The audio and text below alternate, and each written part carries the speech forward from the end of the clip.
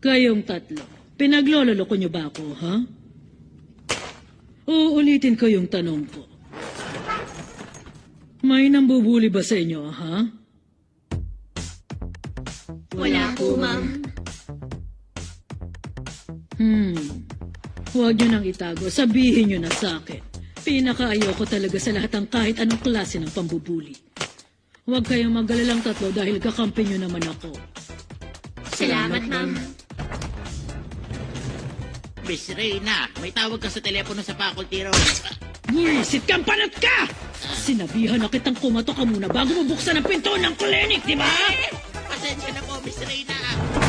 Mukhang kailangan kitang disiplinahin. Bulok ko disiplinahin? ka etong bagay sa mga tulad mong walang bilang! Lalabas lang ako sandali, ha? Pwede kayong manatili dito hanggat kailan nyo gusto, mga bata. Salamat, ma'am. Anong gagawin ko? Nakita nila ako sa nakakailan sa eskwelahan! Ano pa inasasagawin? Pero maiba ako. Napakakulit naman ng mga alien na yun. Kung patuloy nila tayong aatakihin ng gano'n, sasabog na talaga ako sa galit! Pagkatapos sa pagkakataong ito, tinatarget na rin nila ako. Sa tingin ko, ang kapangyarihan ni Turbo Lola talaga ang target nila makuha. Oy, Miss Bobita! Huh? Siya nga pala. Kailan mo pa nagagamit yung kapangyarihan ni Acro Silky? Ngayon lang, no? Nagising ang kapangyarihan ko habang nasa laban. Natural lang yun kasi nga ako ang napili para maging maganda mandirigma. Pabago-bagong tinatawag mo sa sarili mo. Pero sinalin kasi namin yung araw ni Acro Silky sa'yo, kaya siguro nga posibleng mangyari yan. Pero ang ibig sabihin nito, mataas ang posibilidad na targetan din nila sa Mishiratori sa susunod. Nag-aalala sa kapakanan ko si Takakura. Naitaboy natin sila dahil may kapangyarihan tayo ng mga yokai. Pero hanggat nasa atin to, hindi hihinto ang mga alien sa pag-target sa atin. Pero hindi ka ba nagtataka? Kung kapangyarihan ng yokai lang naman ang gusto nila, di dapat mismo mga yokai ang atakihin nila. Oo nga no. Teka, sandali lang. Oo, yun na nga mismo. Kahit super advanced ang technology ng aliens, hindi pa rin nila sinasakop ang Earth. Pinagdebatehan na yun na maraming beses na mga eksperto eh. At matagal na rin ako nagtataka. Hindi sila makaporma kasi nga may mga yokai tayo. At hindi lang sa Japan ha. Kalat sa buong mundo mga kwentong bayan tungkol sa mga espiritu at demonyo. Ibig sabihin, yokai at mga demonyo ang nagtatanggol sa planet Earth mula sa pananakop ng mga alien. Kahit super advanced ang technology nila, hindi pa rin sila manalo sa mga yokai. Kaya nang-aatake sila ng mga tao may espiritual na kapangyarihan para pag-aralan nila. Kasi nga sinusubukan nila makadevelop ng technology para manalo sa mga yokai. Sigurado ako! Malaki ang chance na sila kumuha ng nawawala akong itlog. Hindi malabo mangyari ang mga sinasabi kong yun. Naloko na! Hanapin na natin yung kaagad! Sa sobrang komplikado, wala akong naintindihan ni isa. Basta ang gets ko, nangangarip na tayo. Naintindihan ko na. Malinaw na nasa mga kamay ko pa rin ang kapalaran ng buong mundo, tama ba? Sige na nga, ganun na lang. Pero balik tayo sa problema. Nakita nila tayo na walang sa... Sigurado na bang walang maniniwala sa atin kahit magpaliwanag pa tayo sa kanila. Paano na? Alam ko na. Sasabihin ko na lang sa kanila na pinagubad ako ni Momo Ayase. Bakit? Totoo naman, di ba? Sinabihan mo naman talaga ako na maghubad. Takakura, yun na lang din ang sabihin mo. Ha? Sige na nga, bahala kayo. Pero ikaw ang masisisi, Miss Ayase. Pagod na ako sa nangyari. Sasakit lang ang ulo ko pag nag-isip ako ng palusot. Ira, okay ka lang ba? Ano nangyayari sa'yo, ha? Kagulat naman kayo. Ha? Si Momo Ayase? Baka naman siguro to, no? Hindi Ira, umalis na tayo. Teka, Miss Ayase. Pag hindi mo nilinaw agad to, iisipin nilang baka mo to. Wala naman akong paki. Uy, anong wala kang paki? Imbis na problemahin ko pa to. O Karun, ipaliwanag mo sa akin yung tungkol sa nakita ko. Nung lunch break, anong ginagawa niyo doon? Ano kasi, bigla na lang kasi akong pinagtangkang halikan ni Miss Shiratori. Ha? Yun ang totoo. Nagpambuno pa nga kami. Tapos nung natumba kami pareho, sakto naman na nakita mo kami. Talaga? Ay, teka nga muna. Ano ba kasi ginagawa mo doon? Ano nga? Ano nga? Nagwo-workout ako. Gaya ng push-ups. Os? Gusto ko kasi na maging mas malakas. Yun naman pala eh. Bakit gusto mo pang isikreto sa akin yan? Kasi kung magiging malakas kasi ako, baka maging astig ang tingin mo sa akin eh. Ano ba yung naisip mo? O Karun, gusto mo rin pala maging astig? Siyempre naman, no? Natural lang yun kasi lalaki din ako. Gusto ko lang na isipin mo na astig na lalaki ako.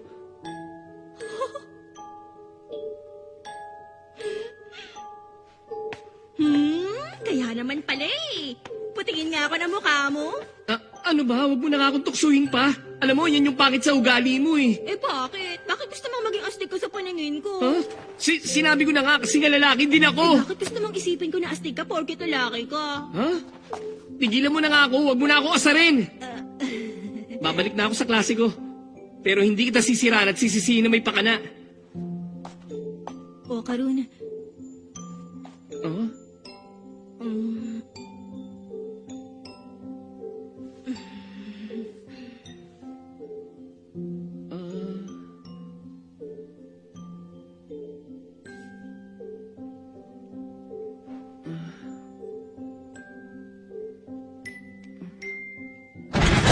Ayun si Mama! Nandito rin pala si Okaru. Ano ba? Kagulat naman kayo! Kami dapat nang nagsasabi niya, no? Bigla ka na lang naglaho habang nasa gitna ng klase. Kinonta kami ni Kana at nakakagulat talaga. Hubad na magkayakap sila ni Okaru sa tapat ng class D. Yun ang sinabi niya. Pero nasa science laboratory tayo nun, di ba? Ano ba nangyari sa inyo? Kahit ipaliwanag ko sa inyo, hindi nyo naman maiintindihan. Basta, biglang nagkaganon eh. Talaga? Ang labo naman yata nun. Nalutas ko na lahat ng misteryo. Ang galing mo, girl! May babae na taga-class D na Shiratori ang pangalan. Pagkatapos ang babaeng yun na kilala niyo ba siya? Parang gano'n na nga. Base sa sariling pag-iimbestiga ko, napag-alaman ko na ang Shiratori na yun na taga-class D, nakahubad din nung nangyari ang insidente. Kaya ang mga sangkot ay sina Momo, Okaru, at ang Shiratori na yun. Kung saan isang kaso ng love triangle ang lumulutan. Ang galing! Ang ibig sabihin lang, lumalabas na, nangyari lang ang bagay na ito dahil sa iisang lalaki. Tigmaan ito sa pagitan ng dalawang babae. Oo, ganun na nga lang. Ibig sabihin umangtong kayo sa hubad na gladiator match habang nagtatalo kayo. At kaya kinakausap ni Momo yung Mantis Shrimp ay dahil gusto niyang magpaturo kay Master Mantis ng malakas na suntok na magagamit niya sa laban para matumbahin si Shiratori. Turuan mo ako. Kaya nagmumukok si Momo kanina pa. Kasi nga nagsiselo siya kay Shiratori. Isa na mga yung bunganga mo! Hindi kaya ako nagsaselo sa kanya! At ikaw ang salarin! Wag po! Ira, okay ka lang? Ano ba kasi nangyari sa'yo? Tama, Basta ikaw, Shiratori, tutulungan kita sa abot ng makakaya ko. Oo nga. Salamat, Gladys. Si Ira, super happy! Pero ayoko na talagang pag-usapan pa natin yung nangyari. Kaya naman, ipagpapasalamat ko kung hahayaan nyo na lang ako. Kahit ako napapahanga sa lakas ng hata ko sa mga tao sa mga ganitong pagkakataon, magbupungang araw-araw kong pagsisikap. Itong gagamitin kong paraan para mamatay na yung issue. Si Momo Ayase, hindi ba? Siya ang may pakana nito. Napapansin ko, hinaharas ka ni Momo Ayase nitong mga nakakaraan. Natatandaan niyo yung nahulog na palanggana? Talaga? Ayaw mo umuayasin na yan! Baka naman nainggit siya sa kagandahan ni Shiratori. Sino ba siya sa akala niya? Ang balita ko, kahit sinong lalaki daw lumapit, kinakama niya. Alam ko yung chismis na yan. Kaya yan dito na nakaraan siya. Natin siya. Pagkalat natin ang kawalang yaan niya. Humanda siya. Gawin nga natin yan. Turuan natin siya ng leksyon para malaman niya kung anong mangyayari kapag pinaiyak niya si Miss Shiratori. Gawin natin yan. Ako ang nagkalat ng peking chismis na yon. Ha? Teka lang, Ira. Bakit naman? Ako ang mali sa nangyari. Kaya wag niyo na sanang laitin si Momo Ayase. Ano?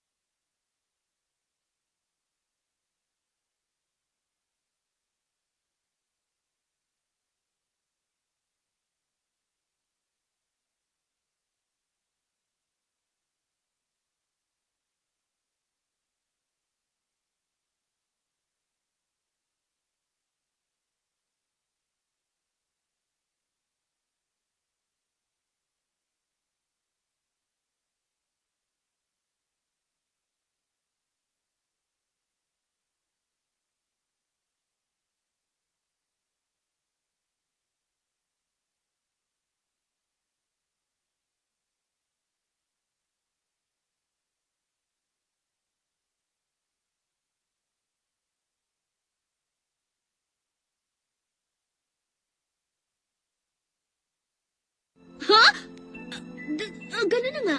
At lahat sila galit na galit na ngayon sa'yo. Pero bakit nandito ka't mag-isa lang? Dati lagi may mga nakabuntot sa'yo na parang isdang humihingi ng pagkain. Nasabi mo ng gusto mo, di ba? Pwede ba umalis ka na nga? Baka nakakalimutan mo nakaaway talaga kita.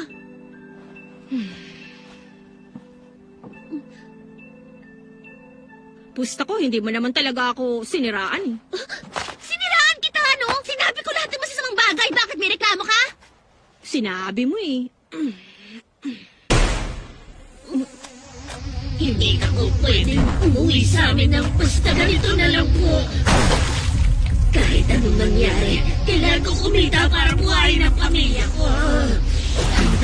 Ayaw ba niya talaga tayo tigilan? Naglalabas siya ng weird na puting likido. Sige, tita, you will not cry.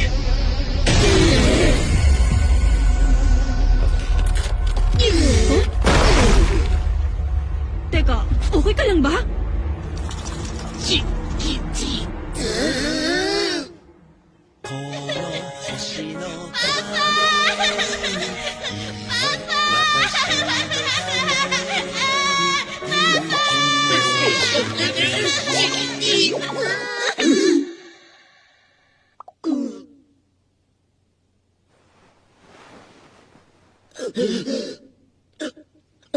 Anong lugar ito? Lola, nakikita niyo ba yan ha? Alien ang tawag dyan. Ha? Eh, parang hindi naman alien yan eh. Hindi ba simpleng kapa lang yan? Seryoso ka ba dyan ha? Alien na nga yung nasa harap mo. Ayaw mo pa maniwala? Ano pa bang gusto mo? Eh kasi, hindi naman yan mukhang alien eh. Kapa yan, sigurado Di ba? yan. May mga teorya nagsasabi na aliens nga talaga mga kapa. Pero maiba ako. Anong gagawin natin sa isang yan? Pinendahan natin ang mga sugat niya pero baka mamaya atakihin na naman tayo niyan. Huwag ka nang magtangka pa. Mas malakas kami ngayong nandito na si Lola. Iyan ba? Hindi ko kasi alam kung ano bang kinakain ng mga alien kaya pinagluto na lang muna kita ng curry. Hindi kita pinipilit kumain ha.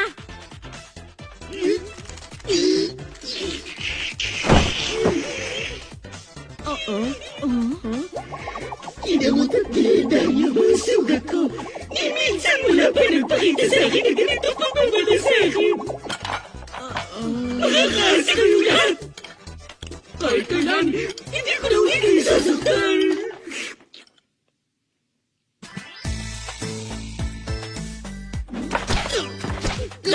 Lansa naman! Hindi masarap! Lansa! Hindi masarap! Hindi masarap! Buisit ka! Huwag mong tirahin yung fatty tuna. Uni sushi ko yan! Bisita ka lang dito kaya burong luya lang ang bagay sa'yo. Bisita ako kaya ibigay mo sa akin lahat ng nadogoro! Kapa ka lang naman, di ba? Kaya pipino na lang ang nagtakan mo. Buisit ka! Ano naman pinakain yung uni sushi? Kailan ko talaga yan para pakibabaw! Patay gutom ka kasi! Ang pangin mo! Pinakalma ka kayo! Pareho lang kayo! Puro kayo mga puiset! Talagang di ko na kayo pakakainin uli ng sushi kahit kailan! Ang totoo niyan, may sakit kasi ang anak ko. Lumalabas ang dugo niya sa katawan sa tuwing umiihi at dumudumi siya. Yun ang dahilan kaya mamamatay siya kapag hindi siya nasalinan ng bagong dugo araw-araw. Nauna na nang namatay ang misis ko nang dahil din sa sakit na yon. Para ipagamot siya, kailangan ko ng fishy. Ha? Sorry ha? Pakiulit mo nga.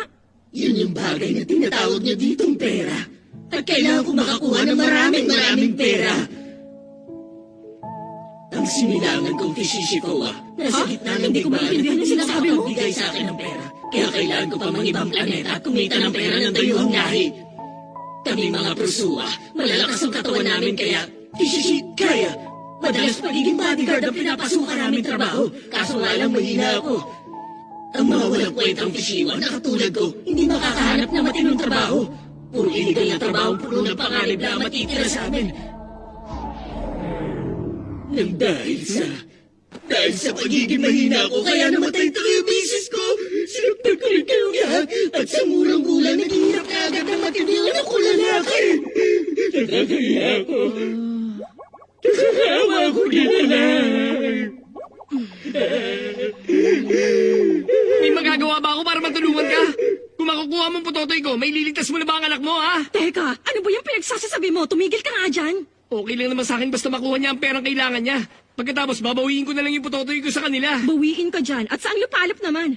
Una sa lahat, kung ang gamutan naman ay salinan siya ng bagong dugo araw-araw, edi wala rin silbi kahit mabayaran siya ng pera, di ba?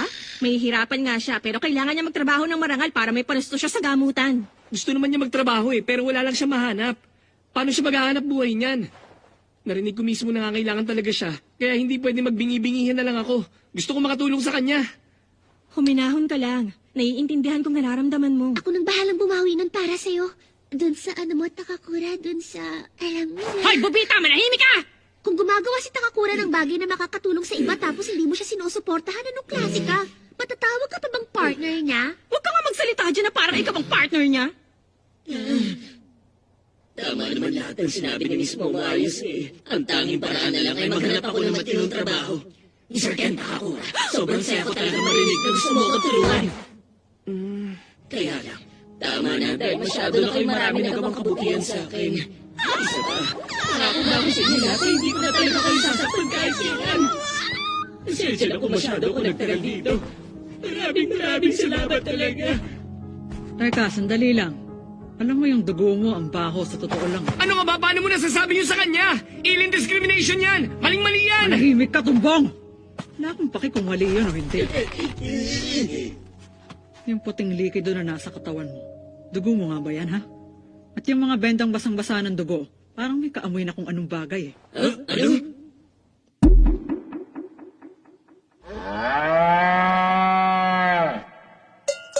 Subukan mong uminom ng konti.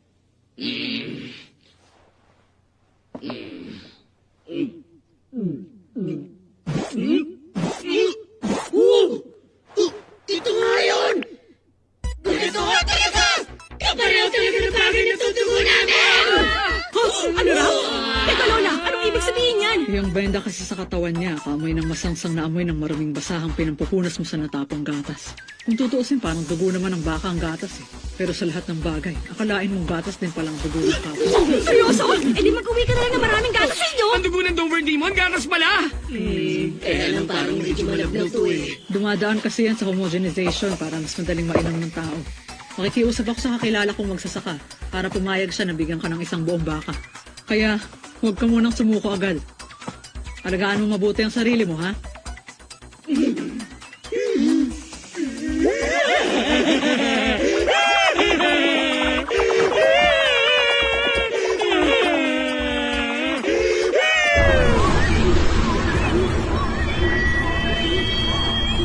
Maraming salamat talaga sa inyo! Hindi ko makakalimutan ang kabaitay pinakita niyo! Kapag kayo naman ang nangailangan, sinisiguro kong babalik agad ako para tulungan kayo lahat! Marahimik ka! Hindi ka kayo siguro sa mga kapitbahay. Buwi ka na! ng isang mama! Hanggang sa muli natin magkikita!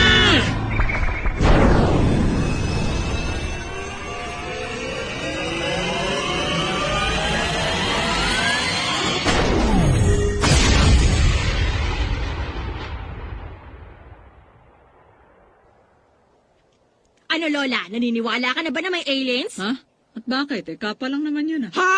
O, Karun, kausapin mo nga tong gurang na to. Alam nyo ba, may teorya nagsasabi na aliens daw talaga ang mga kapa.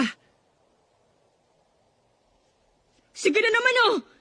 Ibili niyo po kami ng bagong uniforms gamit ang kinita ni Miss Doria. At ilang beses ko ba kayo kailangang ipili ng mga bagong uniforme, ha? Puro kayo mga gunggong. Sa susunod, iingatan na talaga namin ang pagsuot nun. Okay lang ba na magpabili din kami? Wala rin naman kasi tayong pera eh. Sa ganitong sitwasyon, okay lang na samantalahin ang kapangyarihan ng pera ng matatanda. Siya nga pala, pangatlong beses na to. Hoy, Ira, nagboy labo. Ibibili ko kayo ng uniforme. Ha? Teka lang! Bakit ako lang ang hindi kasama sa ibibili mo ng uniform? Hindi ko kasi gusto kung paano ka makatingin eh. Ganyan tumingin ng mga abusado sa pera ng mga nakatatanda. Kaya hanggat hindi kita pinapahinto, kagayahin mo lang si Hiroshi Abe. Pwede ba? Huwag ka magpatawa! Kahit kailan, hindi ko gagawin ang bagay na yan! Sige, ganyan ka. Sino sa tingin mong kinakausap mo, ha? Sige lang. Okay lang sa'yo? Pag hindi mo ginawa, wala kang uniform. Wala rin naman akong paki kahit ayaw mo. Kasi kahit ako, ayoko rin namang nagsusuot ng uniform.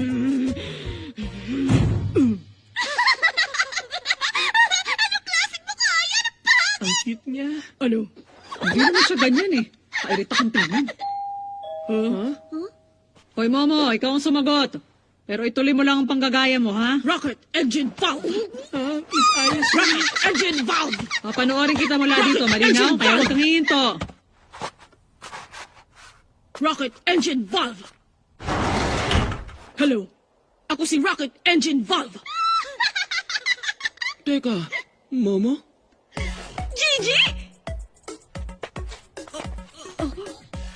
Hoy, nandito ka na. Narinig ko na sa mama mo kung ano bang sitwasyon mo. Ha? Anong meron? Bakit nandito siya? Eh, sino po ba yan, ha? Teka, siya ba? Kababata ni Momo ang lalaking yan.